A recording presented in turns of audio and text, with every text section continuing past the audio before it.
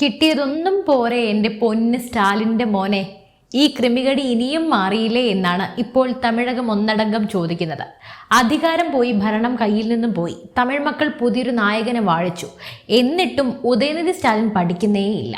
മുഖ്യമന്ത്രിയായി വിജയ് ഇരിക്കുന്ന തമിഴ്നാട് നിയമസഭയിൽ പ്രതിപക്ഷ നേതാവിന്റെ കസേരയിൽ ഇരുന്നു കൊണ്ട് ഉദയനിധി വീണ്ടും ആ പഴയ വിഷം ചീറ്റുകയാണ്. സനാതനം തുടച്ചു നീക്കപ്പെടണം. തിരഞ്ഞെടുപ്പിൽ ജനങ്ങൾ നൽകിയ തിരിച്ചടി ആവോളം കിട്ടിയിട്ടും ഈ നിലപാട് മാറ്റാത്തത് എന്തുകൊണ്ടാണ്? മുഖ്യമന്ത്രി വിജയ് ഇതിനെതിരെ പ്രതികരിക്കുമോ? DMK പൂർണ്ണമായും ഇല്ലാതാക്കാൻ ഉദയനിധി തന്നെ മതിയാണോ? തമിഴ് രാഷ്ട്രീയത്തെ പിടിച്ചുലയ്ക്കുന്ന ആ പ്രസംഗത്തിന്റെ ഞെട്ടിക്കുന്ന വിശകലനത്തിലേക്കാണ് നമ്മളിന്ന് പോകുന്നത്. വീഡിയോ മുഴുവനായും കാണുക. കാരണം തമിഴ്നാടിന്റെ രാഷ്ട്രീയ ഭാവി ഇനി മാറാൻ പോകുന്നത് ഈ നിമിഷം മുതലാണ്. തമിഴ്നാട് നിയമസഭയിൽ പുതിയ സർക്കാരിനെ അഭിനന്ദിക്കുന്ന പ്രസംഗത്തിലായിരുന്നു ഉദയനിധിയുടെ ഈ വിവാദ പരാമർശം. സാധാരണഗതിയിൽ പ്രതിപക്ഷ നേതാവ് എന്ന നിലയിൽ പുതിയ മുഖ്യമന്ത്രിയെയും സ്പീക്കറെയും ആശംസിക്കേണ്ട കടമ ഉദയനിധിക്കുണ്ട്. എന്നാൽ ആ ആശംസകൾക്കിടയിലും തന്റെ സനാതന വിരുദ്ധ അജണ്ട അദ്ദേഹം തിരുകിക്കയറ്റി. ഉദയനിധിയുടെ വാക്കുകൾ ഇങ്ങനെയായിരുന്നു: ദ്രാവിഡ മുന്നേറ്റ കഴകത്തിന്റെ നേതൃത്വത്തിൽ തിരഞ്ഞെടുപ്പിന് നേരിട്ട സഖ്യകക്ഷി നിയമസഭാംഗങ്ങളുടെ പിന്തുണയോടെ അധികാരത്തിലേറിയ പുതിയ സർക്കാരിനും ബഹുമാനപ്പെട്ട മുഖ്യമന്ത്രി വിജയ് അവർകൾക്കും എൻ്റെ ആശംസകൾ അറിയിക്കുന്നു. നിങ്ങളുടെ പ്രവർത്തനങ്ങൾ മികച്ചതാകട്ടെ. വെൽഗ് തമിഴ്, വാഴട്ടെ തമിഴ്നാട്. ജനങ്ങളെ ഭിന്നിപ്പിക്കുന്ന സനാതനം തീർച്ചയായും തുടച്ചു നീക്കപ്പെടണം. നന്ദി, നമസ്കാരം. ആശംസാ പ്രസംഗം ഒരു വിദ്വേഷ പ്രസംഗമാക്കി മാറ്റാൻ ഉദയനിധിക്ക് അധിക സമയമൊന്നും വേണ്ടി വന്നില്ല. മുഖ്യമന്ത്രി വിജയ് നോക്കി നിൽക്കുകയാണ് ഉദയനിധി സനാതന ധർമ്മത്തെ ഉന്മൂലനം ചെയ്യണമെന്ന് വീണ്ടും ആഹ്വാനം ചെയ്തത്. തമിഴ്നാടിന് ഒരു പുതിയ രാഷ്ട്രീയ യുഗത്തിലാണ്. തമിഴക വെട്രി കഴകം അഥവാ TVK എന്ന പാർട്ടിയിലൂടെ ഭരണത്തിലേറിയ വിജയ് സമഭാവന എന്ന നയമാണ് മുന്നോട്ട് വെക്കുന്നത്.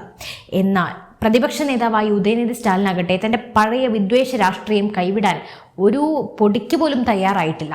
വിജയുടെ ഈ ഉജ്ജ്വല വിജയം തന്നെ DMKയുടെ ഇത്തരത്തിലുള്ള തീവ്ര നിലപാടുകൾക്കുള്ള മറുപടിയായിരുന്നു. മറുപടി എന്ന് പറഞ്ഞാൽ കുറഞ്ഞു പോകും, ചുട്ട മറുപടി.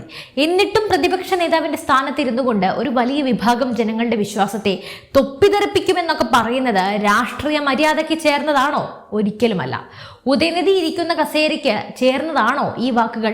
നമുക്കറിയാം, ഇതിനു മുമ്പ് അധികാരത്തിൽ ഇരുന്നപ്പോഴും ഉദയനിധി ഇതേ പരാമർശം നടത്തിയിട്ടുണ്ട്. അന്ന് അദ്ദേഹം സനാതന ധർമ്മത്തെ താരതമ്യം ചെയ്തത് ഡെങ്കിപ്പനിയോടും മലേറിയയോടും കൊറോണയോടുമാണ്.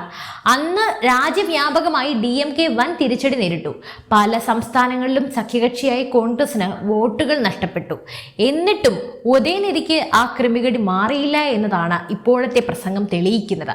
സനാതനം എന്നത് ജാതി വിവേചനമാണെന്ന് ഉദയനിധി വ്യാഖ്യാനിക്കുന്നു. എന്നാൽ യഥാർത്ഥത്തിൽ സനാതനം എന്നത് ഒരു ജീവിത രീതിയാണ്. അത് മനസ്സിലാക്കാനുള്ള ബോധം പോലുമില്ല. അതുകൊണ്ടാണല്ലോ അച്ഛനും MLA കസേര പോലും ഇല്ലാതെ വീട്ടിലിരിക്കുന്നത്. അതിനെ തുടച്ചു നീക്കണമെന്ന് പറയുന്നതിന്റെ അർത്ഥം ആ വിശ്വാസം പിന്തുടരുന്ന കോടിക്കണക്കിന് മനുഷ്യരെ തുടച്ചു നീക്കണമെന്നാണല്ലോ. ഒരു പ്രതിപക്ഷ നേതാവിൽ നിന്നും വരാൻ പാടുള്ള വാക്കുകളാണോ ഇത്? DMK ഇന്ന് തമിഴ്നാട്ടിൽ ഒരു പ്രതിസന്ധിയിലാണ്.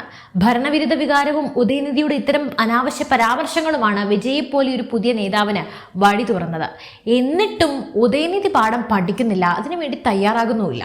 അതേസമയം മുഖ്യമന്ത്രി വിജയ് തന്റെ നയങ്ങളിൽ വ്യക്തതയുള്ള ആളാണ്. മതവിദ്വേഷം പടർത്തുന്ന ഇത്തരം പ്രസംഗങ്ങൾക്കെതിരെ വിജയ് സർക്കാർ കർശന നടപടിയെടുത്താൽ ഉദയനിധി അഴിക്കുള്ളിലാകാൻ സാധ്യതയുണ്ട്.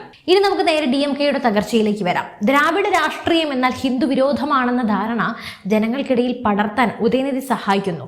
ഇത് DMKയെ ഒരു മതവിരുദ്ധ പാർട്ടി എന്ന ലേബലിൽ തളച്ചിടും. പിന്നെ പ്രതിപക്ഷ ഐക്യത്തിലെ വിള്ളൽ, അതായത് DMK സഖ്യത്തിലുള്ള പല പാർട്ടികളും വിശ്വാസികളായ വോട്ടർമാരെ ആശ്രയിക്കുന്നവരാണ്. ഉദയനിധിയുടെ ഈ പരാമർശം അവരെയും വെട്ടിലാക്കിയിരിക്കുന്നു. ഏറ്റവും വലിയ ഉദാഹരണം കോൺഗ്രസ് പോലും അവരെ ഉപേക്ഷിച്ച് TVKയോടൊപ്പം പോയി എന്നുള്ളതാണ്. പിന്നെ ഉദയനിധി പറയുന്നു സനാതനം ജനങ്ങളെ ഭിന്നിപ്പിക്കുന്നു എന്ന്. എന്നാൽ യഥാർത്ഥത്തിൽ ഭിന്നിപ്പിക്കുന്നത് ആരാണ്? മതത്തിന്റെയോ വിശ്വാസത്തിന്റെയോ പേരിൽ ജനങ്ങളെ വേർതിരിച്ച് സംസാരിക്കുന്നത് ഉദയനിധിയല്ലേ?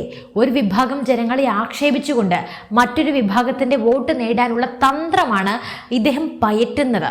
സനാതന മൂല്യങ്ങൾ പാരസ്പര്യത്തെക്കുറിച്ചും ധർമ്മത്തെക്കുറിച്ചും സംസാരിക്കുമ്പോൾ ഉദയനിധി അതിനെ വെറും ജാതി സമവാക്യമായി മാത്രം കാണുന്നു.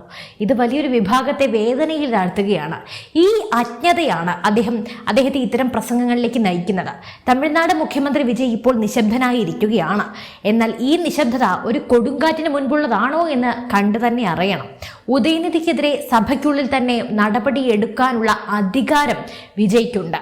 അപ്പോൾ ജനങ്ങളെ തമ്മിലടുപ്പിക്കുന്ന ഇത്തരം പ്രസംഗങ്ങൾക്കെതിരെ ഇളയ തളപതി എന്നറിയപ്പെടുന്ന മുഖ്യമന്ത്രി വാളെടുക്കുമോ എന്ന് രാജ്യം ഉറ്റുനോക്കുകയാണ്. മുഖ്യമന്ത്രി വിജയോട് ഉദയനിധി ചോദിക്കുന്നത് ഞാൻ പറഞ്ഞതിൽ എന്താണ് തെറ്റ് എന്നാണ്. എന്നാൽ വിജയ് വിശ്വസിക്കുന്നത് എല്ലാ ജനങ്ങളെയും ഒന്നിച്ചു കൊണ്ടുപോകുന്ന രാഷ്ട്രീയത്തിലാണ്. അദ്ദേഹത്തിന്റെ പല നിലപാടുകളും കണ്ടു കഴിഞ്ഞാൽ നമുക്കത് മനസ്സിലാകും. ഇവിടെയാണ് ഉദയനിധിയും വിജയും തമ്മിലുള്ള പ്രധാന വ്യത്യാസം. ആനയും ആടും പോലെ വ്യത്യാസമുണ്ട്. കണക്കുകൾ പരിശോധിച്ചാൽ തന്നെ ഉദയനിധിയുടെ കഴിഞ്ഞ കാലത്തെ സനാതന പരാമർശങ്ങൾ DMKയുടെ വോട്ട് ഷെയറിൽ 5 മുതൽ 8% വരെ ഇടിവുണ്ടാക്കിയതായി കാണാം. പ്രത്യേകിച്ചും തെക്കൻ തമിഴ്നാട്ടിലെയും പടിഞ്ഞാറൻ തമിഴ്നാട്ടിലെയും എല്ലാം ഹിന്ദു വോട്ടുകൾ DMKക്ക് നഷ്ടമായി എന്ന് തന്നെ പറയാം.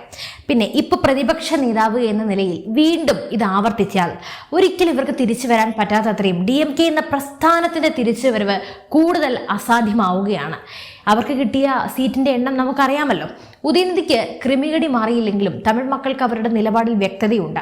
മിസ്റ്റർ ഉദയനിധി സ്റ്റാലിൻ, നിങ്ങളിപ്പോൾ ഒരു ഭരണാധികാരിയല്ല, മറിച്ച് ഉത്തരവാദിത്തമുള്ള ഒരു പ്രതിപക്ഷ നേതാവാണ്. സഭയ്ക്കുള്ളിൽ നിങ്ങൾ പറയുന്ന ഓരോ വാക്കും തമിഴ് മക്കൾ കേൾക്കുന്നുണ്ട്. വിജയുടെ ഭരണം കാണുമ്പോൾ നിങ്ങൾക്കുണ്ടാകുന്ന അസ്വസ്ഥത ഞങ്ങൾക്ക് മനസ്സിലാകും. പക്ഷെ ആ അസ്വസ്ഥത തീർക്കേണ്ടത് ജനങ്ങളുടെ വിശ്വാസത്തെ അപമാനിച്ചുകൊണ്ടല്ല. കിട്ടിയ തിരിച്ചടികൾ ഒന്നും പോരെങ്കിൽ ഇനിയും ഇത്തരം പ്രസംഗങ്ങൾ തുടരാം. പക്ഷേ ഒന്നോർക്കുക, തമിഴ്നാട് ഇന്ന് പഴയ തമിഴ്നാടല്ല. ഇവിടെ മാറ്റത്തിന്റെ കാറ്റ് വീശിക്കഴിഞ്ഞു. സനാതനത്തെ തുടച്ചു നീക്കാൻ ഇറങ്ങി തിരിച്ചവർ ചരിത്രത്തിന്റെ ചവറ്റുകുട്ടയിലേക്ക് പോയ കാഴ്ചയാണ് നമ്മളിപ്പോൾ കണ്ടുകൊണ്ടിരിക്കുന്നത്.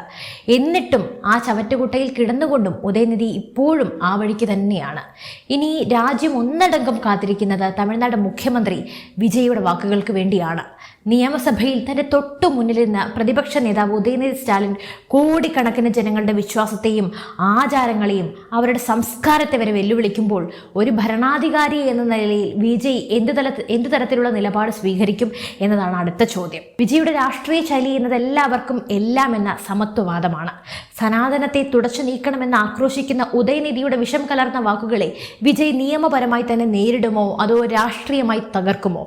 എൻ്റെ പൊന്നു ഉദയനിധി, ഒന്ന് ഓർക്കുന്നത് നല്ലതായിരിക്കും. ഈ സനാതന ധർമ്മത്തിന്റെ മേൽ കുതിര കയറാൻ നോക്കിയത് കൊണ്ടല്ലേ നിങ്ങളുടെ അച്ഛൻ MK സ്റ്റാലിൻ്റെ മുഖ്യമന്ത്രി കസേര പോലും തെറിച്ചത്, MLA കസേര പോലും ഇല്ലാതായത്? അന്ന് നിങ്ങൾ നടത്തിയ ഡെങ്കിപ്പനി പരാമർശത്തിന് തമിഴ് മക്കൾ നൽകിയ തിരിച്ചടിയാണ് ഇന്ന് നിങ്ങളെ പ്രതിപക്ഷ നിരയിലെ ആ മൂലയിലെ കസേരയിൽ കൊണ്ടെത്തിച്ചത്. അതുപോലും നിങ്ങൾ അർഹിക്കുന്നില്ല. എന്നിട്ടും നിങ്ങൾക്കത് കിട്ടി. എന്നിട്ട് നിങ്ങൾ പഠിച്ചില്ലേ? അധികാരത്തിന് തണലിൽ എന്തും പറയാമെന്ന് കരുതിയ കാലം കഴിഞ്ഞു. സനാതനത്തിന് മേൽ കൈവച്ചാൽ കൈ പൊള്ളുക മാത്രമല്ല, രാഷ്ട്രീയ ജീവിതം തന്നെ കത്തി അമരുമെന്ന് സ്റ്റാലിൻ്റെ അനുഭവം നിങ്ങളെ പഠിപ്പിക്കേണ്ടതായിരുന്നു. വിജയ് എന്ന മുഖ്യമന്ത്രിയെ സംബന്ധിച്ചിടത്തോളം ഇതൊരു അഗ്നിപരീക്ഷയാണ്. തൻ്റെ സഭയിൽ വിദ്വേഷം വിതയ്ക്കുന്ന പ്രതിപക്ഷ നേതാവിനെ നിലയ്ക്കു നിർത്താൻ അദ്ദേഹം മടിക്കില്ല. ഇതാണ് തമിഴകം വിശ്വസിക്കുന്നത്. എന്തായാലും സൂക്ഷിച്ചും കണ്ടും നിന്നോ എൻ്റെ സ്റ്റാലിൻ്റെ പൊന്നുമോനെ എന്ന് ജനങ്ങൾ പറയുന്നത് വെറുതെയല്ല. സനാതനത്തെയും ഹൈന്ദവ വിശ്വാസങ്ങളെയും ചവിട്ടി മെതിച്ച് തമിഴ്നാട്ടിൽ ഇനിയും രാഷ്ട്രീയം കളിക്കാമെന്ന് ആരും കരുതണ്ട. ഉദയനിധി അങ്ങനെ കരുതുന്നുണ്ടെങ്കിൽ അത് പകൽക്കിനാവ് മാത്രമാണ്. ഉദയനിധിയുടെ ഈ ധിക്കാരത്തിന് മുഖ്യമന്ത്രി വിജയ് നൽകാൻ പോകുന്ന ആ ക്ലീൻ മറുപടി DMKയുടെ പെട്ടിയിലെ അവസാനത്തെ ആണിയായി മാറും. അത് നമുക്ക് കണ്ടു തന്നെ അറിയാം. എന്തായാലും നിങ്ങളുടെ അഭിപ്രായം എന്താണ്? ഉദയനിധിയുടെ ഈ തിരിച്ചറിവില്ലായ്മയെക്കുറിച്ച് നിങ്ങൾ എങ്ങനെ നോക്കിക്കാണുന്നു? തീർച്ചയായും നിങ്ങളുടെ അഭിപ്രായങ്ങൾ താഴെ കമൻറ്റ് ചെയ്യൂ. മറ്റൊരു വാർത്തയും വിഷയമായി വീണ്ടും എത്തും വരെ നന്ദി.